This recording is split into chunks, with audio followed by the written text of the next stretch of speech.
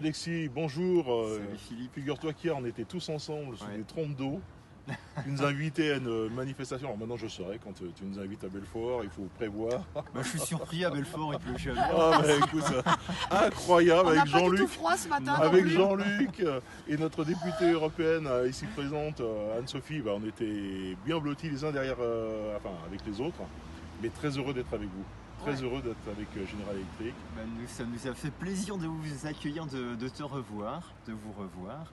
Et c'était l'occasion de montrer que on est tous soudés et que cette solidarité n'était pas que de Belfort, elle n'était pas que de la région, mais des quatre coins de la France. Et là, vous nous l'avez bien montré. Ça c'est important Ouais. déjà que tu nous dises On a, ça. on a des copains quand même de Dijon qui sont venus, de Lons qui sont venus, Ouais. de Besançon qui sont venus, du Haut-Jura qui sont venus, les copains de Belfort évidemment, mais même de Mulhouse, parce qu'il y avait Luc qui était là, ils sont venus de Mulhouse. Donc on voit quand même qu'en Franche-Comté, moi je trouve que la résistance, Elle, Ah. elle s'exprime bien. c'est culturel chez nous, hein, c'est ça. Oui, c'est ça. Alors dis-moi, on était plus de 3000 je crois hier. Alors, on va faire comme Ouais. les Vas-y, médias, vas-y. tous les médias, 3000 selon la police et 5000 selon les syndicats. Voilà, donc comme ça on a un chiffre un petit peu de cette belle mobilisation. Et surtout maintenant ce qu'on on est pressé de te demander, c'est qu'est-ce que tu penses déjà de cette manifestation et au niveau d'intersyndicale, où vous en êtes avant cette journée cruciale de demain. Vous avez devoir, Alors, vous la exprimer. manifestation, alors très personnellement, moi, elle m'a fait chaud au cœur. Parce que ça fait près de 4 mois qu'on est en lutte, qu'on a vraiment la tête dans le guidon, que des fois on se sent un peu seul. Et d'avoir tout ce monde-là réuni, comme tu l'as souligné, des quatre coins de la France, ça nous encourage bien et ça m'a fait très chaud au cœur. Donc vous n'étiez pas en grève, il faut le répéter à tous. Vous n'étiez pas dans une situation de blocage, mais d'organisation. On est en grève, mais depuis 15 jours seulement. D'accord. Ça fait 4 mois qu'on est en bras de fer avec la direction, mais avec une méthode qui a sans doute un peu surpris la direction, parce qu'elle s'attendait à ce qu'on se mette en grève, à ce qu'on bloque la production. Eh ben non, Vous pas de étiez- bol, pas de bol. On a plutôt accompagné la sortie de nos machines pour montrer à quel point on était fiers de ce qu'on faisait. Mais pour durcir un peu le ton, le blocage, il ne date que de 15 jours. Donc pendant 3 mois et demi, il n'y a pas de grève. Donc la direction a sciemment C'est menti ça. en disant que vous étiez en grève pour essayer de pénaliser, pour pouvoir vous faire payer des pénalités de retard sur les échanges qu'il peut y avoir dans l'entreprise. Comme à la SNCF, aujourd'hui, ils Ouais. essaient de C'est faire un peu passer ça. pour des grévistes. Un droit de retrait. On n'a pas voulu faire plaisir à la direction qui aurait pu justifier des retards de livraison par des grèves des salariés. Or, les retards de livraison qu'on a accusés, ils venaient pas des grèves, vu qu'il n'y en avait pas, mais ils venaient de la désorganisation de l'entreprise. D'accord. Et là, ils étaient emmerdés, Ça, c'était un point nos important dirigeants. de pouvoir, Ça les a pas empêchés de mentir à nos clients et de faire un beau courrier pour dire votre machine est en retard. C'est à cause des méchants syndicalistes. voilà, encore la faute Et- des syndicalistes. Et là c'est un vrai mensonge de. Mais de la relié, direction. on le voit, de toute façon, les mensonges comme ça sont reliés par tous, parce qu'on peut aussi mettre un peu ça sur la faute des médias. C'est- Tu vois, quand on n'est pas sur le site à Belfort, on ne sait pas, nous, on voit ce qui est dit. Et en fait, c'est bien de vous avoir et de te voir et de comprendre que vous avez fait une lutte interne d'abord, parce que vous êtes attaché à votre savoir-faire, à votre C'est- excellence industrielle. Justement, c'est une lutte de tous les jours, c'est déjà informer. Et puis c'est la base de la démocratie quand même d'informer. Et quand on voit qu'il y a une grosse désinformation, alors ça nous énerve et ça nous donne d'autant plus d'énergie pour essayer de montrer que la vérité est différente. Alors lundi, qu'est-ce qui va être débattu? Alors lundi, ça va être assez décisif parce qu'on a résisté pendant 4 mois à un projet de la direction qui allait nous conduire à la fermeture de notre activité. On n'a pas voulu négocier ce projet-là. On a proposé un projet alternatif. Et avec le bras de fer qu'on a réussi à créer, on n'a pas tout à fait réussi à imposer notre projet alternatif, mais on a au moins réussi à ouvrir une brèche pour discuter d'un autre projet. Alors là, on a un accord cadre sur la table qui nous propose un projet industriel, enfin d'établir un projet industriel, de garder un minimum de salariés dans l'entreprise.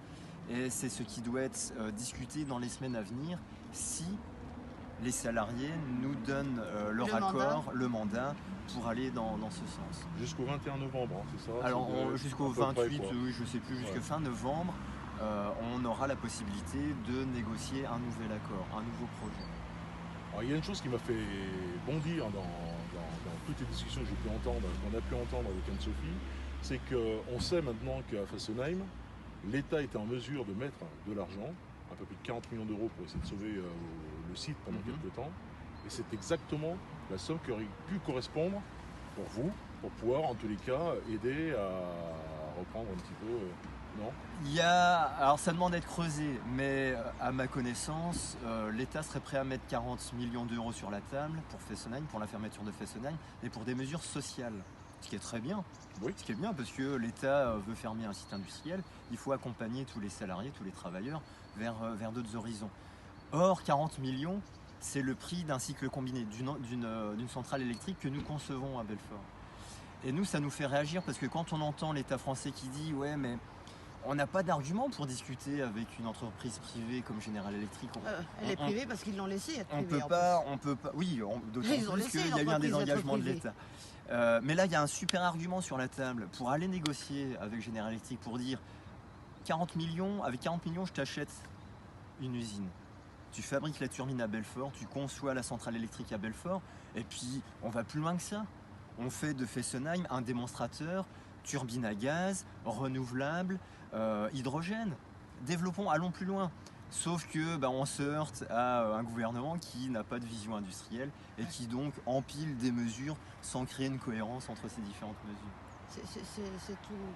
C'est toute la politique industrielle maintenant, parce qu'on peut penser aussi aux copains de GMS, on peut penser au Ford, on peut penser au Poitou, aux fonderies du Poitou aussi, au Michelin. Et on voit, en fait, moi je dis ça de petits coins de ma lorgnette et je veux bien imaginer que Ascoval, Michelin, Ford ont été confrontés aux mêmes problématiques. La même problématique. D'absence de cohérence d'ensemble, de cohérence de territoire.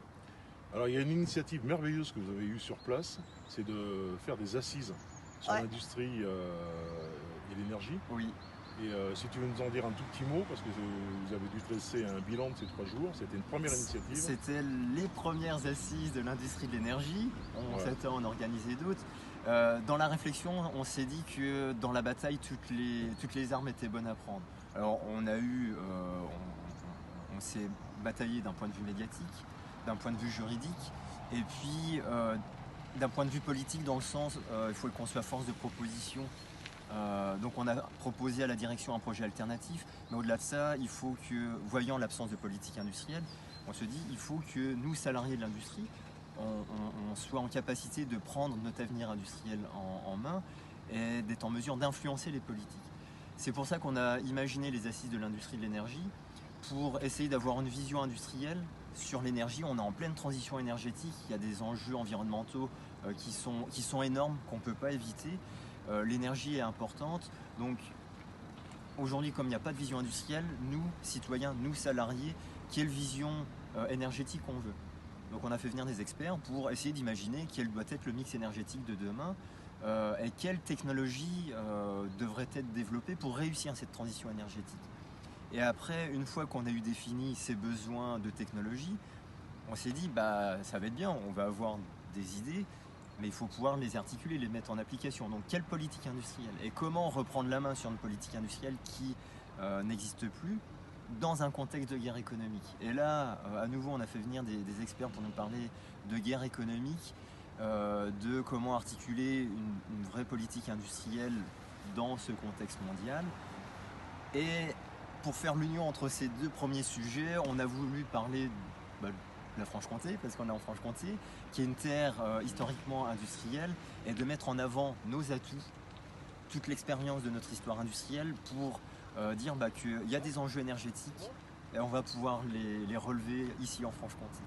Et je pense qu'on peut le dire aussi, vous avez fait la projection d'un film qui s'appelle La guerre fantôme, et j'invite tout le monde à aller sur le site où on peut regarder des vidéos. On va pas faire de la pub, mais allez-y, ça s'appelle La guerre fantôme, et vous aurez tout l'historique de ce qui s'est passé à Alstom et la vente d'Alstom et la gabegie de l'État et le désengagement de l'État. Qui se voit comme un roman policier. Malheureusement, si c'était un roman policier, on pourrait s'en satisfaire, sauf que derrière, il y a des vies. Il y a un territoire, il y a des familles, il y a des gens, et il y a encore d'autres chapitres à écrire à ce roman policier. On n'a pas le dénouement, peut-être que ça nous Je fera pense qu'on peut rebondir. écrire une suite à ce qu'on a pu voir, parce qu'avec Jean-Luc Heureuse, Mélenchon, par contre, on espère, Ouais. parce que On elle l'espère, et on parlait de résistance tout à l'heure, on est dans une terre de résistance, Ouais. et là on passe dans un creux de ce roman policier avec beaucoup d'incertitudes. En Franche-Comté, on s'est résisté, on est résilient, et donc j'espère que le dernier chapitre sera, on va faire émerger de nouvelles industries autour du développement durable. tout Tu à sais, fait. Jean-Luc Mélenchon, depuis maintenant des années, je me souviens des présidentielles de 2012, mettait l'accent sur le fait qu'il fallait réindustrialiser. On parle d'Alcatel déjà, Ouais. tu vois, donc ça remonte à maintenant des années. Aujourd'hui Nokia et ainsi de suite. Aujourd'hui on est avec General Electric. Eh bien, Hier, on était, je le rappelle, avec les GMS. avec Avant-hier, on GMS, était avec Ford. Aujourd'hui avec Michelin. Aujourd'hui, avec et Michelin. j'insiste là-dessus parce que bien souvent, on entend dire oui, mais les politiques ne s'y intéressent pas.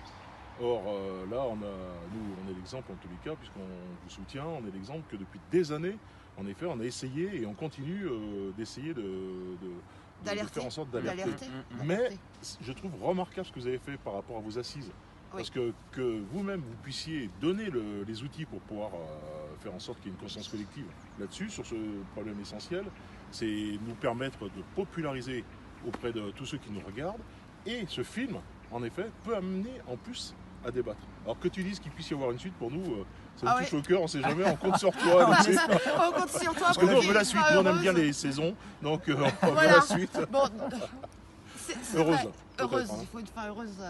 Oh. Et surtout, parce que tu nous disais, ça faisait 15 ans que tu travaillais chez... Ça fait 15 ans que je travaille chez General Electric. Et en fait, ouais. non, ça fait bien plus longtemps que ça fait 140 ans que tu travailles là-bas. C'est ça C'est Ça 140 ans donnait de toute savoir-faire. l'histoire. 140 ans, oui, qu'il De y savoir-faire. il y a un savoir-faire ici qui s'est construit, voire même au-delà. L'historien qui nous a parlé de l'histoire industrielle du Nord-Franche-Comté est remonté même avant 140 ans, la première révolution Bon, on est à industrielle. Belfort, on est quand même pas genre...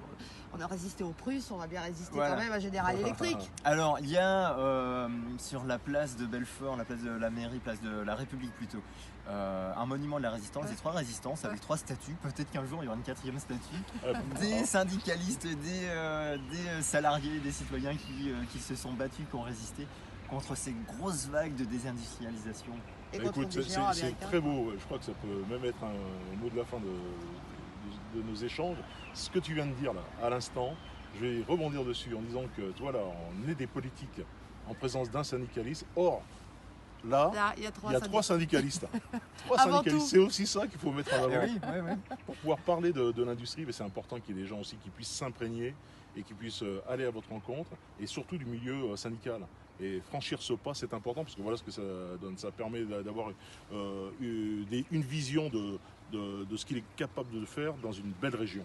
Oui, C'est et la puis vôtre. moi je trouve aussi que c'est remarquable le fait que vous ayez envie en tant que citoyen, on parlait de fédération populaire, la France Très, très Insoumise, quand ce sont des citoyens qui amènent des idées et qui essayent, qui réfléchissent, parce que les citoyens ne sont pas idiots, ça on le sait, ils savent très bien ce dont ils ont besoin. La vie tous les jours, tout le monde la connaît. Et je trouve ça exceptionnel que vous saviez organiser ces assises, et à partir de ces assises, c'est vous qui essayez d'amener une alternative, une politique industrielle. Vous avez une vision à long terme parce que vous aimez ce que vous faites, parce qu'on aime cette région. Et en fait, on a actuellement un gouvernement qui est complètement déconnecté de la réalité, qui ne sait pas ce qui se passe en région, qui ne résume la France qu'à Paris. Et je trouve ça exceptionnel que des citoyens reprennent en main leur avenir, leur métier et la continuité d'une excellence industrielle. On a des passerelles à créer, Mais ou bien à sûr. recréer, parce qu'elles existaient entre le monde politique, le monde syndical, avec les citoyens. Et il n'y a pas de modestie à avoir, tout le monde a son mot à dire. Et je rajouterais juste un truc, c'est qu'hier aussi on avait Émilie Marche qui était là, qui est une conseillère régionale de Grenoble, donc tu vois vraiment ça venait de loin. Et elle a été précurseuse sur la bataille à Grenoble. À Grenoble, bien sûr. C'est une jeune femme exceptionnelle qui, je crois, connaît toute l'histoire d'Alstom. Et en tout cas, vous pourrez compter sur nous pour être encore là. Eh ben merci. Mais même si on merci beaucoup. aimerait vraiment ne plus avoir à venir, parce que ça veut dire que vous auriez gagné. Oui. Mais en tout cas, vous pouvez compter sur nous, parce que l'espace des luttes avec Philippe, eh bien, c'est notre devoir d'être avec vous, c'est notre devoir d'alerter, c'est notre devoir de vous soutenir. Et là, vous avez le plus grand syndicaliste qui vous lâchera jamais. Oh là là là là là. Regarde, on a de la graine de politique aussi, C'est je dis ça. rien, mais c'est bon, la relève elle est assurée. Allez là. les amis, voilà, c'était notre petite vidéo du dimanche matin avec Philippe. Alexis, merci beaucoup d'être venu Merci nous voir. Anne-Sophie, merci Philippe. Merci à Alim tout le d'avoir monde. filmé. Et puis on se retrouve pour le prochain épisode de la guerre fantôme, mais avec une fin heureuse, c'est ça? Avec une fin heureuse. Ouais. Allez, ça marche. Ciao les bientôt, amis. merci, à bientôt.